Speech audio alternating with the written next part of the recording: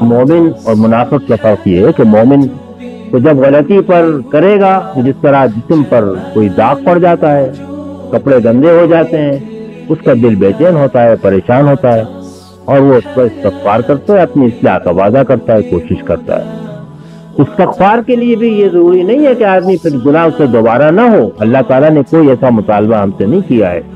جو ہمارے بس سے باہر ہو۔ ہم سب جانتے ہیں، ہم توبہ کرتے ہیں پھر گناہ ہو جاتے ہیں، پھر توبہ کرتے ہیں پھر گناہ ہو جاتے ہیں۔ اس کو بھی اس نے کہا ہے معاف کر دو، لیکن دل، سچے دل کے ساتھ نادم ہو کر، پشیمان ہو کر، شرمندہ ہو کر اللہ کے حضور میں آدمی آئے، گڑ گڑائے، آنسو بہائے، اور کم سے کم ارادہ کرے کہ آئندہ میں نہیں کروں،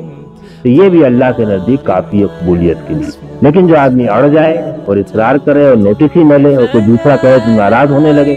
اس کے معنی اس کو گناہ کا احساس نہیں، اور یہ پھر وہ گناہ ہے کہ جو اس کی تعریف میں آ جاتا ہے منافقت کی۔ اصل میں تو منافقت کی جگہ دل ہے، اسی لیے فرمایا طہر قلبی من النفاق، میرے دل کو تو نفاق سے پاک کر دے۔